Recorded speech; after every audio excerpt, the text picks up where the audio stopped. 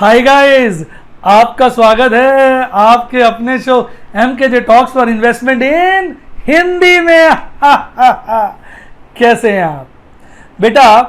आप लोगों को मेरा ये जो पहला वाला सेगमेंट है बहुत सारे स्टूडेंट्स को बहुत पसंद आ रहा है। शेयर बाजार की कहानी MKJ की जुबानी। ऑल्दो मैं कई चीज़ें कवर कर लेता हूँ, फिर भी मैं जब कमेंट्स पढ़ता हूँ तो देखता हूँ मेरे बहुत सारे स्टूडेंट्स मुझसे लगातार यही कहते रहते हैं कि सर आप ये समझाइए वो समझाइए। तो मुझे लगता है कि यार वो बड़ी बड़ी वीडियोस बना देता हूँ टॉपिक वाइज, तो आपको या तो मिस हो जाती है, कम समझ में आता। तो बीच बीच में मैं कुछ बहुचर्चित टॉपिक्स को मैं सोचता हूँ बार बार ले लेना चाहिए, क्योंकि वो गाना है ना अपना शम्मी कपूर जी का, बार बार देखो हजार बार देखो। तो वो वाली बात है, जब तक हम बार बार किसी चीज़ को नहीं देखते एक्सपर्ट नहीं होते। तो आज इस सेगमेंट में हम बात करेंगे केवल पुट की, क्योंकि बहुत सारे मैं कमेंट्स देख रहा था, सर ये कॉल पुट क्या है ये तो समझा दो। मैं दोनों समझाऊंगा, फिर सेगमेंट लंबा हो जाएगा। सिर्फ पुट, फिर किसी दिन सिर्फ कॉल। देखिए पुट का क्या मतलब होता है? पुट होता है राइट टू सेल। अब ये जो ऑप्शन है उसका एक पुट होता है, पुट यानी एक होता है पुट, एक होता है कॉल। पुट अगर आप डील करते हैं तो पुट होता है राइट टू सेल। अब अगर खरीदने वाला व्यक्ति पुट लेगा और बेचने वाला व्यक्ति पुट बेचेगा तो दोनों में एक कॉन्ट्रैक्ट हो जाता है। अब मान लो वो एक पुट है जिसका स्ट्राइक प्राइस 1000 रुपये है, तो बी ने उसको बाय किया और एस ने उसको सेल किया। तो बी जो है बायर है, एस जो है सेलर है। बायर ने 1000 रुपये की पुट 50 रुपये प्रीमियम देकर खरीद ली, तो सेलर ने 50 रुपये प्रीमियम लिया और उसने उसको बेच दी। अब इसकी टेक्निकलिटी समझिए। अब पुट का सीधा सा नियम है, बाजार का भाव क्या है। अगर बाजार में भाव शेयर का गिरेगा तो पुट की वैल्यू बढ़ेगी, बाजार में शेयर का भाव बढ़ेगा तो पुट की वैल्यू घटेगी। तो पहला नियम यह है, बाजार का भाव और पुट का प्रीमियम इनवर्स होता है। प्राइस बढ़ा पुट की वैल्यू गिरी, प्राइस गिरा पुट की वैल्यू बढ़ी। तो ऐसे चलते हैं दोनों का रिलेशन, नेगेटिव कोरिलेशन है दोनों के बीच में। तो अब इसको हम समझते हैं भाई, इन द मनी क्या होता है, आउट ऑफ मनी क्या होता है। अगर जो मार्केट प्राइस है वो स्ट्राइक प्राइस से ज्यादा होगा तो पुट आउट ऑफ मनी हो गई, यानी पुट वेस्ट हो गई, एक्सपायर हो गई, खत्म हो गई। जो बायर ने पैसे दिए थे वो उसके वेस्ट हो गए, खत्म हो गए, जीरो हो गए। यानी बायर ने 50 रुपये देकर पुट खरीदी थी, वो 50 रुपये गए डूब, और सेलर ने 50 रुपये लेकर पुट बेची थी, वो 50 रुपये उसका प्रॉफिट हो गया। क्यों? क्योंकि पुट का स्ट्राइक प्राइस था 1000 और बाजार का जो प्राइस है वो 1000 से ज्यादा, मान लो 1100 है।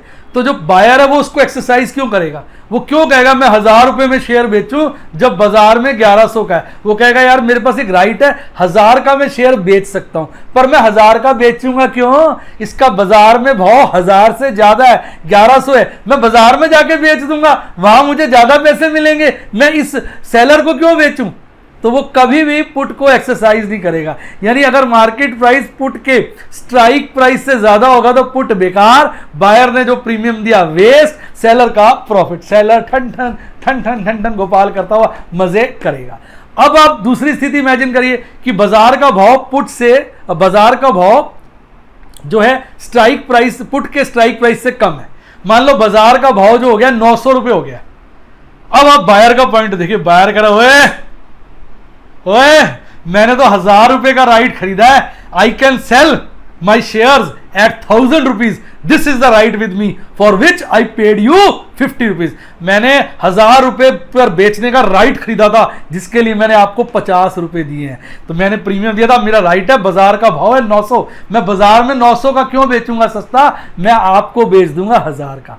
तो अब जो बायर है उसके पास राइट है, वो क्या करे, उस सेलर को शेयर दे देगा, मतलब स्टॉक एक्सचेंज को शेयर दे देगा और उसको 1000 रुपये मिल जाएंगे, जबकि बाजार का भाव क्या है 900, यानी उसको बाजार भाव से 100 रुपये एक्स्ट्रा मिल गए। पर 50 रुपये उसने दे रखे हैं पहले, तो नेट तो उसको 50 का फायदा ही हुआ। कैसे? क्योंकि देखो बाजार का भाव है कितना 900 और उसको वो शेयर कितने के बिके 1000 के, पर उसने 50 पहले दे रखे थे, तो नेट शेयर उसके 950 के बिके, जबकि बाजार का भाव क्या है 900। तो 50 रुपए महंगे बिक गए ना। अगर वो शेयर देके 1000 रुपए स्टॉक एक्सचेंज से ले लेता है, इसको बोलते हैं फिजिकल सेटलमेंट। क्या बोलते हैं, फिजिकल सेटलमेंट। दूसरा ऑप्शन क्या होता है कि वो अपनी पुट को स्क्वायर ऑफ कर दे, कहेगा मैं शेयर नहीं देना चाहता, आप मैं स्क्वायर ऑफ कर रहा हूं। स्क्वायर ऑफ में क्या करेगा, वो अपनी पुट को जो पहले उसने खरीदी थी उसको बेच देगा। उसका लगभग प्रीमियम लास्ट में ना जो डिफरेंस होता है स्ट्राइक प्राइस का और मार्केट प्राइस का, लास्ट में लगभग वही होता है। इसको बोलते हैं इंट्रिंसिक वैल्यू। तो उसको अगर वो पुट को अपना स्क्वायर ऑफ कर लेगा तो उसको 100 रुपए मिल जाएंगे, तो भी उसको 50 का फायदा हुआ। कैसे उसको 100 रुपए मिल गया, क्यों, क्योंकि 900 रुपए बाजार का भाव है, स्ट्राइक प्राइस 1000 है, तो 100 रुपए का डिफरेंस है ना, ये पुट की इंट्रिंसिक वैल्यू होती है। उसको वो 100 रुपए मिल जाएंगे स्क्वायर ऑफ करने से, 100 रुपए के आसपास मिलेंगे, 2-4 रुपए ऊपर नीचे हो सकते हैं, वो उसको मिल जाएंगे। और उसने पहले कितने दिए थे, 50, तो 100 मिल गए, 50 दिए थे, 50 का प्रॉफिट हो गया। तो इसको बोलते हैं स्क्वायर ऑफ। और अगर वो वाकई अपने शेयर देके पैसे लेता है तो उसको बोलते हैं फिजिकल सेटलमेंट। अब बताओ कैसा लगा। अब सेलर के पॉइंट ऑफ व्यू से देखो, सेलर के पास भी दो चॉइस होती है, बाजार का भाव क्या है 900 और स्ट्राइक प्राइस क्या 1000। तो सेलर के पास एक ऑप्शन क्या है, वो पैसे दे दे 1000 रुपए के हिसाब से और शेयर ले ले, क्योंकि उसने अपने सामने वाले को राइट दिया था ना, राइट टू सेल। अब वो कह रहा है कि मैं तो बेचना चाहता हूं, तो ठीक है भाई तू 1000 रुपए ले ले, मुझे शेयर दे दे। इसको बोलते हैं सेलर का फिजिकल सेटलमेंट। यानी सेलर के पास ऑप्शन है, वो पैसे देके 1000 रुपए ले ले, तो फिजिकल सेटलमेंट। पर उसको मन ही मन दुख होगा, वो क्या अगर 1000 रुपए में मुझे मिले हैं शेयर, 50 रुपए मुझे पहले मिले थे, कुल मिलाकर ये शेयर मुझे मिले 950 के, पर बाजार में भाव 900 है, 900 की चीज मुझे 950 की पड़ी है, मुझे 50 का नुकसान हो गया। भाई नुकसान तो हो गई। अब तूने कहना जो वादा किया वो निभाना पड़ेगा, मार्केट टूट जाए चाहे मार्केट फूट जाए, तुझको अपना वादा निभाना पड़ेगा। अब अगर सेलर ने वादा किया है तो उसको निभाना ही पड़ेगा, नहीं तो स्टॉक एक्सचेंज बैठा है फोर्स करने के लिए, वो बच नहीं सकता, वादा उसको निभाना पड़ेगा। अब दूसरा ऑप्शन उसके पास ये हो सकता है, वो कहता है मुझे शेयर नहीं चाहिए यार, मैंने नहीं शेयर लेने, ऐसा स्क्वायर ऑफ कर लो। तो फिर वो हम देखते हैं भाई उस पुट की इंट्रिंसिक वैल्यू क्या है, स्ट्राइक प्राइस है 1000, मार्केट प्राइस है 900, तो इंट्रिंसिक वैल्यू होगी 100 रुपए। तो उसका प्रीमियम भी लगभग 100 रुपए के आसपास ही होता है, एंड में एक्सपायरी के आसपास। तो वो 100 रुपए में स्क्वायर ऑफ कर देगा, उसको 100 रुपए देने पड़ेंगे। पहले कितने मिले थे 50, तब भी उसको 50 का नुकसान हुआ। चाहे वो डिलीवरी ले चाहे वो स्क्वायर ऑफ करे, अगर डिलीवरी ले लेगा इसको बोलते हैं फिजिकल सेटलमेंट, और अगर डिलीवरी नहीं लेगा स्क्वायर ऑफ कर देगा तो इसको बोलते हैं स्क्वायर ऑफ सेटलमेंट। और उसके केस में, दोनों केस में उसको 50 रुपए का ही नुकसान है। अब बताओ आपको पुट का रहस्य समझ में आया? भाई जान पर खेल के समझा दिए डिटेल। अब ईमानदारी से बताइए, अगर समझ में आया ना तो वीडियो को लाइक करिए। अगर आप वीडियो को लाइक नहीं करते तो देखिए आप मेरे साथ नहीं अपने आप के साथ अन्याय कर रहे हैं। इतनी नॉलेज सीखने के बाद आप अगर वीडियो को लाइक ही नहीं करते तो क्या फायदा। कहते हैं गुरु दक्षिणा जिसने नहीं दी वो गुरु से कुछ प्राप्त नहीं कर सकता। और यहां तो गुरु दक्षिणा में मैं आपका अंगूठा मांग ही नहीं रहा सिर्फ अंगूठा दिखाने के लिए कह रहा हूं, लाइक के लिए। भाई साहब द्रोणाचार्य ने तो एकलव्य से अंगूठा ही मांग लिया था, और मैं इतना सिर्फ हूं, मैंने सिर्फ अंगूठा मांगा नहीं है, दबाने के लिए कहा है कैसा लगा डायलॉग कमेंट बॉक्स में बताइए। लगा तो फिर कर दीजिए अंगूठा, लगा दीजिए लाइक पे थम्स अप। आइए बात करते हैं अपने बाजार आज की। भाई साहब बाजार इस वक्त जो मस्ती ले रहा है, मैं कहूंगा जी भाई साहब मस्ती ले रहा है, मस्ती हमारी बैंड बजाने में तोला है, कभी ऊपर कभी नीचे कभी नीचे कभी ऊपर, और हमें ऐसा कंफ्यूज कर रहा है, ऐसा कंफ्यूज कर रहा है कि भाई साहब हमें समझ ही नहीं आता कि हम शेयर खरीदें या बेचें। जो भी काम करते हैं उल्ट पुल्ट सही हो जाता है। आइए देखते हैं बाजार में आज क्या हुआ। बात शुरुआत करते हैं निफ्टी बैंक की। भाई निफ्टी बैंक आज फ्लैट ही बंद हुआ, हरियाली में बंद हुआ पर फ्लैट ही है। क्यों? 0.09% बढ़कर बंद हुआ है। अब ये भी कोई बढ़ना है लाला। अब पॉइंट से बात की जाए तो 19 पॉइंट की हरियाली के साथ बंद हुआ है। भाई कल बाजार बंद हुआ था 21,490 पर, और आज एक भयंकर ओपनिंग करता है सुबह।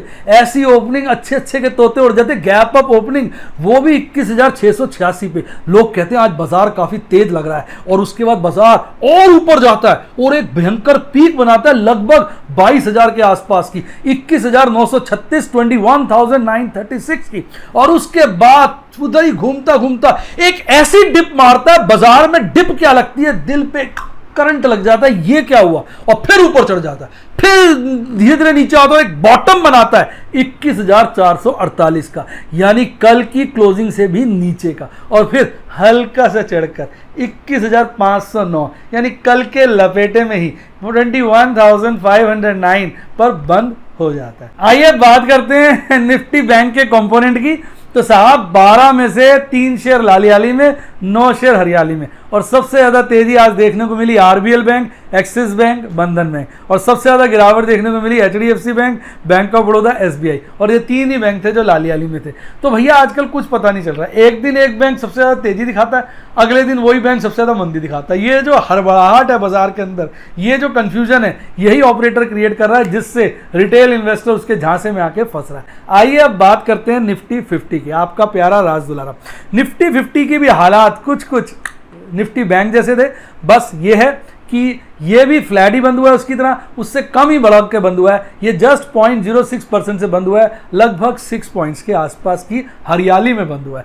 कल साहब ये बंद हुआ था 11,095 पर, और आज एक अच्छी गैप अप ओपनिंग 11,155 यानी 11,155, 60 पॉइंट की ऊपर की गैप अप ओपनिंग करता है, और उस वक्त यही लग रहा था कि आज बाजार तेज होगा, और उसके बाद ऊपर भागता है और 11,225 का एक भयंकर लेवल टच करता है। लोगों के तोते उड़ जाते हैं, लोग अपनी पोजीशनें प्लस करनी शुरू कर देते हैं, लोग खरीदारी में लग जाते हैं, उनको लगता है अब बाजार फिर 12,000 की तरफ भागा, लेकिन नहीं, ऐसा कुछ नहीं होता। थोड़ी देर में बाजार फट से नीचे गिरता और एकदम ही गिरता जाता है, और नीचे एक 11,064 का 11,064 का बॉटम बनाता है। ये बॉटम कल की क्लोजिंग से नीचे था, लोगों के तोते उड़ जाते हैं, लोगों को लगता है बाजार गया, अब तो फिसला। जिस तेजी के साथ बाजार गिरता है, लोगों के आंखें खुली रह जाती है, फटी रह जाती हैं ऐसे, और उसके बाजार गिरता है तो वो घबरा जाते हैं और अपनी पोजीशनों को कवर करते हैं, लेकिन उसके थोड़ी देर बाद ही बाजार फिर ऊपर को जाता है, फिर धड़ाम से नीचे गिरता है। आज जो ऊपर नीचे होता है, उसके साथ साथ लोग जिस तरह से अपने सौदे काटते हैं, मैं बता नहीं सकता कितना हाहाकार मच जाता है।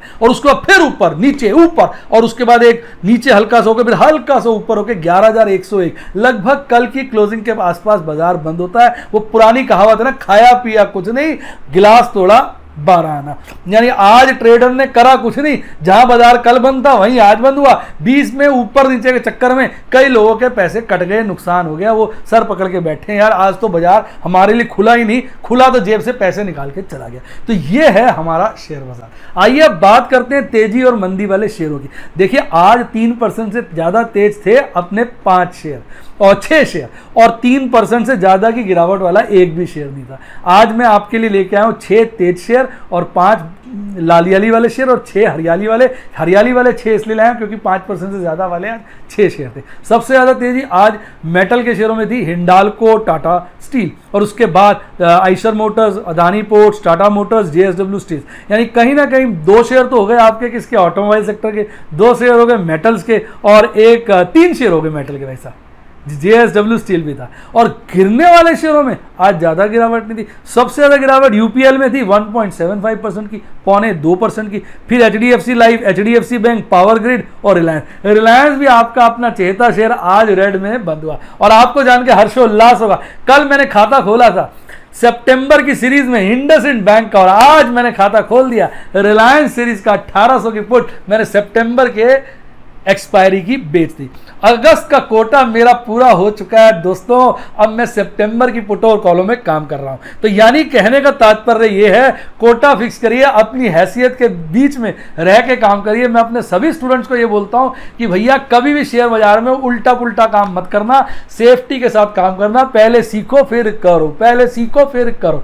कितने सारे मेरे सीए के स्टूडेंट जो मुझसे पढ़ चुके हैं लगातार फोन करके पूछते हैं। आज भी एक मेरे प्यारे के स्टूडेंट का फोन आया था, वो भी पूछ रहा था, मैंने उसका कहा सर मुझे भी ये काम करना है, मैं भी ये सीखना चाहता हूँ। सीख लो, अच्छी बात है, करो मत, पहले सीखो। 10 दिन लगे, 15 दिन लगे, 20 दिन लगे, महीना लगे, पहले जैसे सीए की पढ़ाई पूरी की थी ऐसे शेयर बाजार की पढ़ाई पूरी हो। जब सीख जाओ, अपने पांव पे खड़े हो जाओ, तब इसमें काम करो। ये मेरा सदा आपको सुझाव रहता है। ये मेरा सुझाव आपको कैसा लगता है कमेंट बॉक्स में बताइए।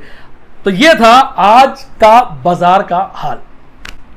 आइए बात करते हैं बाजार कल के टेक्निकल एनालिसिस की। भाई साहब टेक्निकल एनालिसिस की बात करें, आज की कैंडल बिल्कुल कंफ्यूज थी। आप देखिए कैंडल की बॉडी जितनी है उससे लंबी तो उसकी ऊपर की और नीचे की विक है। आप देखिए जरा ध्यान से, बॉडी छोटी विक बड़ी, साफ बॉडी कह रही है कि बाजार में इंडिसिसिवनेस थी। बायर बुल्स ने कोशिश करी कि बाजार को ऊपर लेके जाएंगे, अबे खाक लेके जाओगे, बेयर्स नीचे ले आए। बेयर्स ने कोशिश करी साले को बहुत नीचे ले जाएंगे, अबे बहुत नीचे खाक लेके जाओगे, बुल्स ऊपर ले गए। यानी बाजार ऊपर और नीचे के लपेटे में घूमता रहा, पर जहां ओपन हुआ था उससे गिरकर बंद हुआ। इसलिए आज की कैंडल थी लाल, और लाल बॉडी छोटी विक्स लंबी, मतलब साफ बाजार में कोई ट्रेंड नहीं है, कुछ नहीं है, कंफ्यूजन ही कंफ्यूजन बसा हुआ। लेकिन एक बात है, आज की कैंडल ओवरऑल कल की कैंडल से ऊपर बनी है। अगर आप पिछले 3 दिन की कैंडल देखेंगे तो लगातार आपको ऐसा महसूस होगा एक वी बन रहा है। ध्यान से देखिए, वो कैंडलें ऊपर की तरफ बन रही है। यानी तीनों दिन की कैंडलों को अगर मैं प्यार से, गौर से, ध्यान से देखता हूं तो मुझे यही लगता है भाई साहब वो बॉटम बन गया, अब शायद फिर रिकवरी की तरफ बाजार चल पड़ा है। पर साहब ये शेयर बाजार है, ये ना आपका है ना मेरा है, ये किसी का नहीं है। बाजार किसका है? किसी का नहीं है। यहां ऑपरेटर का राज है, जो सोचोगे उसका उल्टा होने का खतरा सदा बना रहता है, और बहुत बार ऐसा होता ही है। यानी सीधी सी बात है, लग तो रहा है वी शेप रिकवरी, पर कोई कंफर्मेशन नहीं है। ओवरऑल बाजार ईएमए के ऊपर स्ट्रांग है, क्योंकि 50 और 200 दिन दोनों ईएमए से ऊपर है। बॉडी का जो बॉलिंजर बैंड का जो मीडियन लाइन होती है उसके भी ऊपर चला गया, और तड़पता हुआ ऐसा लग रहा है जैसे अपर बॉलिंजर बैंड को फिर पकड़ने की कोशिश कर रहा है। आइए अब बात कर लेते हैं एमएसीडी चार्ट पे। तो एमएसीडी चार्ट पे आप ध्यान से देखिए, आज भी गैप थोड़ा सा कम हुआ है, क्योंकि आज का हिस्टोग्राम है हरा। यानी हरा हिस्टोग्राम इस बात को इंडिकेट करता है कि अगर बेरिश क्रॉसओवर चल रहा है और हरा हिस्टोग्राम प्रकट होता है तो यानी बेयरिशनेस में कमी आई है। पर समझने की बात यह है कि ऐसा मत सोचिए कोई हाहाकार मच गया है। कैंडल हरी जरूर बनी है, पर कल से हल्की सी कम बनी है। मैं कैंडल बोल देता हूं, है वैसे हिस्टोग्राम, बात एक ही है, जो अच्छा लगे बोलो। हिस्टोग्राम आज का जो बना है एमएसीडी चार्ट पे हरा है, पर कल से हल्का ही कम है। तो यह मत सोचना कोई भयंकर हाहाकार मच गया। और अगर आरएसआई की बात करें तो वो बिल्कुल फ्लैट है। कल भी 59-60 के बीच में था, आज भी 59 और 60 के बीच में।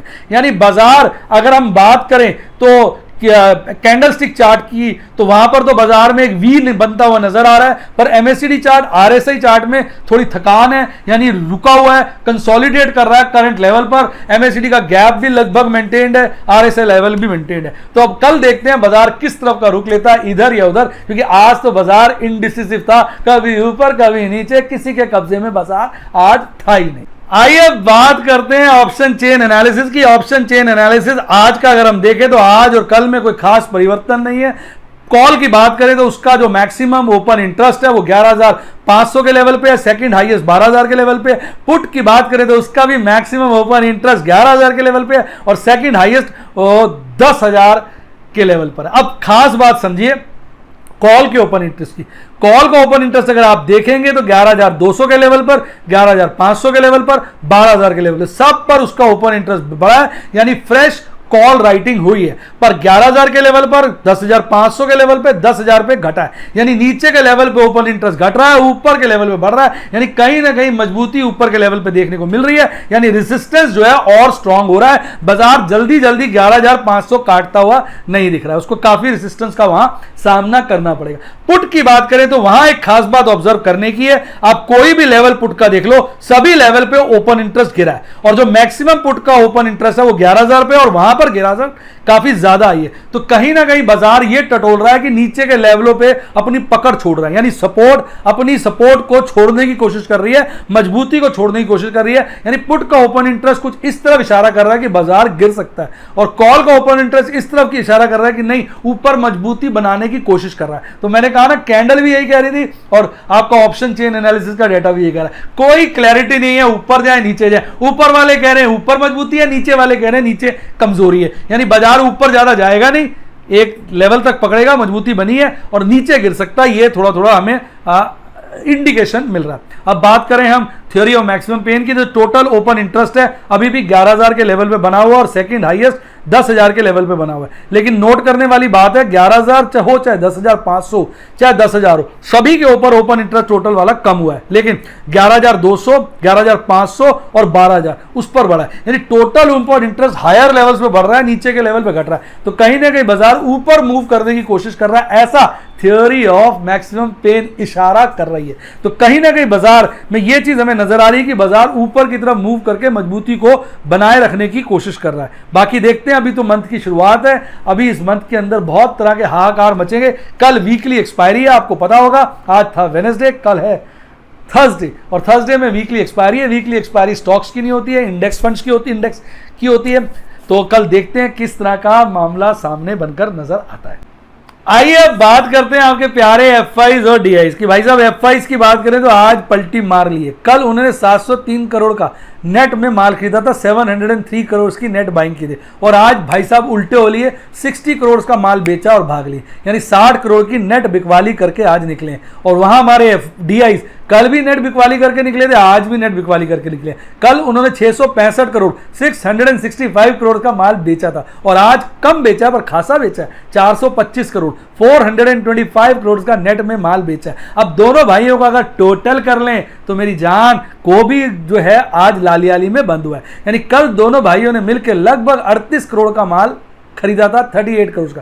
पर आज दोनों ब्रदर्स मिलके गले में हाथ डाल डाल के मैं भी बेचूंगा तू भी बेच, मैं भी बेचूंगा तू भी बेच, गाते गाते जा रहे थे, और उन्होंने दोनों ने मिलकर 486 करोड़ का नेट में माल बेचा और मार्केट को अलविदा कर दिया। तो ओवरऑल आज जो है हमारे डीआईज एफआईज, मुझे तो यही लग रहा है ओवरऑल वो नेट बिकवाली में लगे हुए हैं, ऊपर के रेट में माल जो है बेच रहे हैं, प्रॉफिट बुकिंग कर रहे हैं। अब ये सारा डेटा कैश सेगमेंट का, इस डेटा को अगर सही माने, इसको किसी चीज़ का इंडिकेशन माने, तो ऐसा लग रहा है कि बाजार में बड़े तरीके से नेट जो है प्रॉफिट बुकिंग हो रही है, ऐसा नजर आ रहा है। प्रॉफिट बुकिंग होने का मतलब है बाजार छोटे समय के लिए, शॉर्ट टर्म के लिए कमजोर हो सकता है। फंडामेंटली तो बाजार वीक है ही, पर टेक्निकली स्ट्रांग है, इसलिए कहना बड़ा मुश्किल है कि बाजार आगे किस तरह का रुख बदलेगा। दोनों तरह की सावधानी लेके, प्रिकॉशंस लेकर, सोच समझकर आदमी को अपना काम करना चाहिए। मेरे सभी स्टूडेंट से दरखास्त है कि भैया ध्यान से अच्छे से काम करें, कोई रिस्क ना उठाएं, सेफ्टी के साथ काम करें। Nothing is better than safety.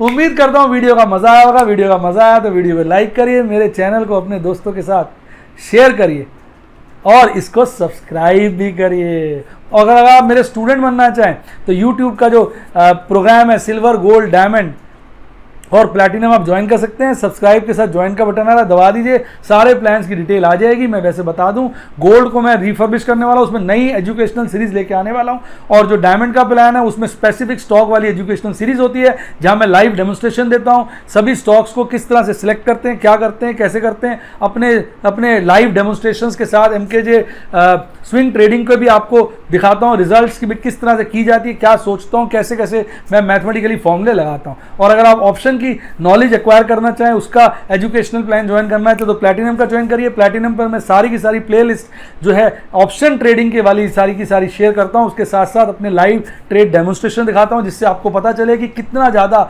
Risk और रिवॉर्ड में रिटर्न होता है। और यही चीज़ अगर आप व्हाट्सएप पे सीखना चाहें तो उसके लिए फ़ोन नंबर डिस्क्रिप्शन बॉक्स में है, वहाँ पर भी 2 प्लान है, सफायर और रूबी, वो भी दोनों एजुकेशनल प्लान आप ज्वाइन कर सकते हैं। इसके अलावा डीमैट अकाउंट में अप्लाई करना, डायरेक्ट म्यूचुअल फंड में अप्लाई करना, तो सबके लिंक डिस्क्रिप्शन बॉक्स में जाइए और वहां से इसको करिए। और कोई अच्छी किताबें पढ़नी हो डिस्क्रिप्शन बॉक्स में। और ये आ गया मेरा टेलीग्राम चैनल का लिंक, यहाँ इतने अच्छे अच्छे अपडेट्स देता हूँ। और ये एक पारिवारिक चैनल है जिसमें मैं अपने मेंबर्स के बच्चों के भी कई सारे वीडियो शेयर करता हूँ। We are like a family where we learn so many things. तो बात सीधी सी है, लर्निंग करते रहिए, अर्निंग अपने आप हो जाएगी। कैसा लगा डायलॉग? इसी के साथ साथ bye bye, god bless you, happy investing. और आप स्टॉक मार्केट में लर्निंग करते रहे, अर्निंग अपने आप हो जाएगी।